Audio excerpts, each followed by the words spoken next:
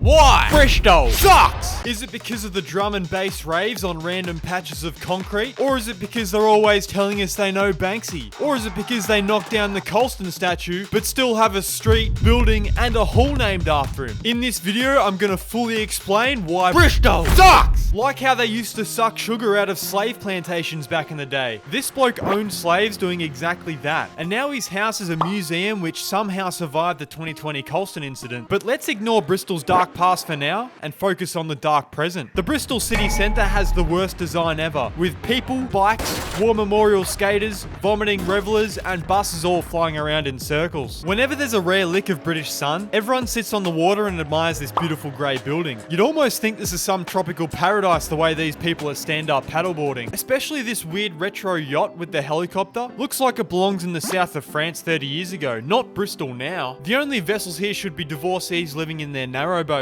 Hey, let's film something here because Bristol's so cool. The V-shed is my idea of hell. Just walking through here made me feel like I was gonna get glassed and thrown in the river. Look at these tough kids strolling around trying to be Banksy. Hey, did you know Banksy's from Bristol? You don't need planning permission to build Grosvenor Casino. There's a pub at the bottom of Christmas Steps which is good for a pint, and at the top of the steps there's a shop with guns in it. Forget Gothic cathedrals, the Colosseum is the best architecture in Bristol. Imagine being a homeless person in Temple Gardens, where some ancient grave commands equal real estate to you. And is the temple itself meant to be on a huge lien? I hope the buildings underneath have insurance. They used to sell corn on Corn Street, but now it's just lunches at St Nicholas Market. I had a box from Matina which was tasty. If anyone wants to leave their cash on the nails here for me, just give me a heads up. Crossing this week's piss bridge gets you to Spike Island. Just to confirm, yes it's an island, but not a beachy tropical one, despite what this bloke with his top off makes it look like. Welcome to Spike Island. Here's a tank of sulfuric acid. Oi, someone tell Banksy to get an original idea, mate. Not far from Bend Over Place is Aardman Animations. I think this is where they made Postman Pat or something. Also, I suspect that Banksy works here and was the voice actor for Gromit. Look at these idiots being caught up by the mighty Plimsoll Swing Bridge. Spike Island is also home to the M Shed, a museum which is trying to take my job by giving out reviews on suburbs. Westbury is still a village that thinks it's a town. Lockleys has a bright future.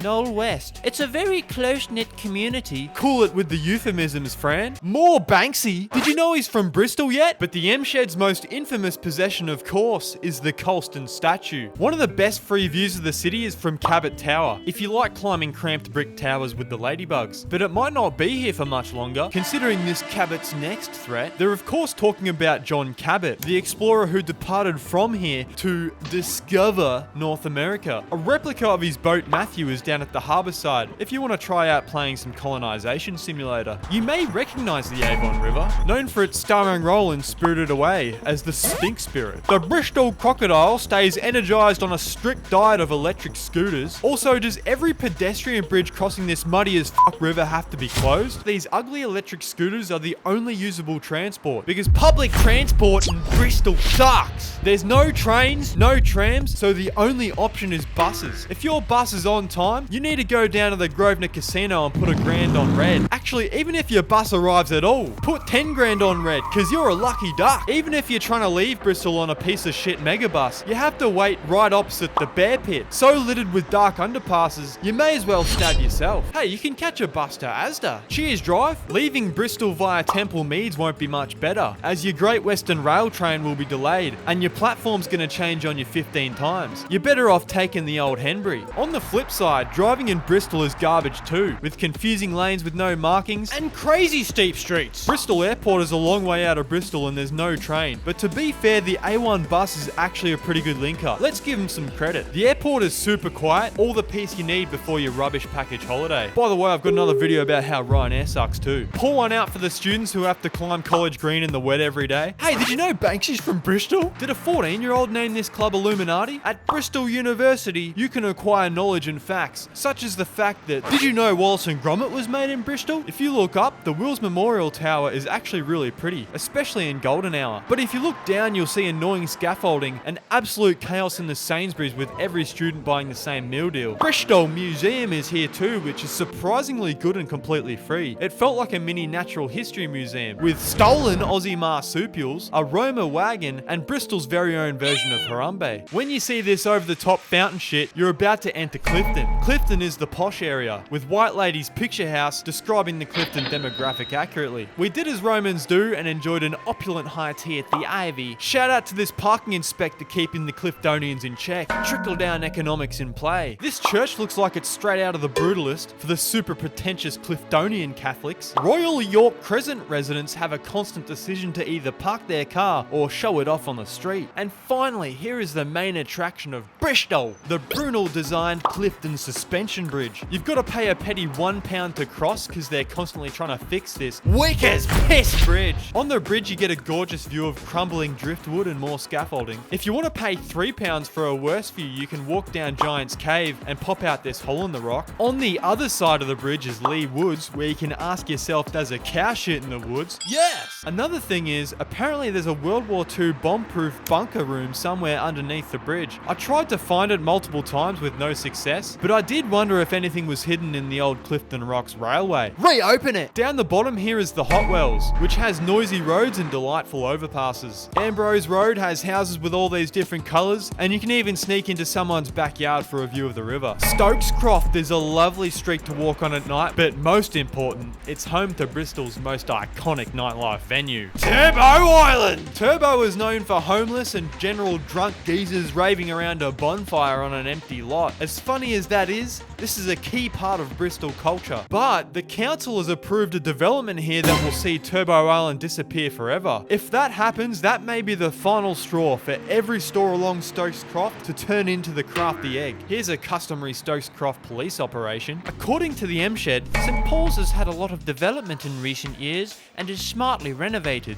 That sounds like gentrification. The usual famous St Paul's Carnival didn't happen recently due to a lack of funds, and that's on the gentrifiers taking but not donating. Deeper in St Paul's, the buildings get square as fucking warehousey. You can cross the beautiful M32 and see what's left of the River Frome, which is not much. Wallace and Gromit was made in Bristol? Castle Park has been used for raves in the past, but perhaps best known for the annual 420 party. The only place in the UK you can kind of de facto smoke weed legally a little bit. These hugging yellow and blue sacks solved racism and homelessness. Does anyone need a bike? You could ride them through these ruins and underpasses late at night for some thrill. Broadmead is Bristol's shopping quarter, which feels like a whole new world of dull. Cabot Circus is an open-air mall. I guess they didn't want to pay for heating. Ashton Gate Stadium is a great place to watch the Rovers lose. These Sheffield Wednesday fans had way more voice than the whole stadium. Stapleton Road is supposed to be one of the most dangerous areas in Bristol. Well, I did have to walk on the road around this construction, and also this water slide looks hectic, so maybe people are right. Old Bemmie is in the gentrification belt, but it's still got the old Globe and Regal amusements holding up the working class. Old Charles Stevens would be proud. The Asda's still up too. Big competition for phone repair stores out here. I was nervous to drop my phone, which I almost did when this happened. I just tried to follow Google Maps to go into the city from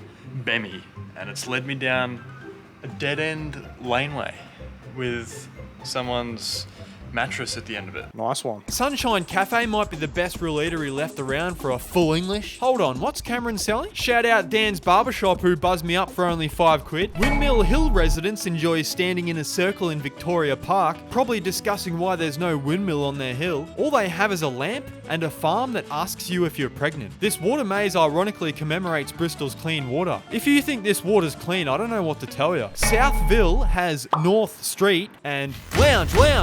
They also have a tobacco factory here that's actually being used. Other than that, it's just a whole lot of homogenous houses with some fluorescent murals tossed in. Totterdown's height of relevance was being in the TV show Being Human. Summer Hill has to be one of the steepest streets in Bristol. Good luck if you're in a wheelchair. I'd be surprised if no one's held a rave in the waste facility yet. Council of Bens? Where's the Council of Bins? I think there's motion warehouse places where you can rave in an actual licensed venue. Take the red tape off drum and bass. I'm sure the new apartments here will enjoy that. What's NATO doing here? I went all the way out to Cribbs Causeway for a Marks and Spencer. Here we find all the typical lack of walkability and urbanism that an outer suburb usually provides. Hey, at least they have Ninja Warrior. Redland residents are just trying to get a plaque on their house saying some obscure well well-known person lived here for a week. There's also a good train spotting place here to watch trains be stationary. Shout out Chando's Fish Bar for this delectable grub up. Why is every water fountain and toilet here unusable? Fuck off, I'm not going to the circus. Gloucester Road is supposed to be Bristol's indie shopping district. There are some quirky things indeed, including I love my PC. Room 212, High Life, cringe real estate signs, Bristol Rovers football pitch, who probably also lose, edgy graffiti, and Lightning McQueen. Montpellier seems to be full of idiots. They said it, not me. Now a quick-fire review of Bristol's food scene. Eat a Pitta is a Bristol falafel chain that Bristolians think is amazing. I assume St. Paul's does this stuff just as good, if not better. Ramen from Tonkotsu is good for a tiny overpriced ramen bowl like every other ramen in the UK. We had a Sunday roast from Cow and Sow. I think it was one of the cheapest, so maybe not the best, but it did the job. This chicken shop is holding Bristol Uni together. Is Chili Daddy the only place I can get some spice around here? Prime Minister does a ripper pie mash and peas. We need more of this in Australia. And that's why Bristol sucks!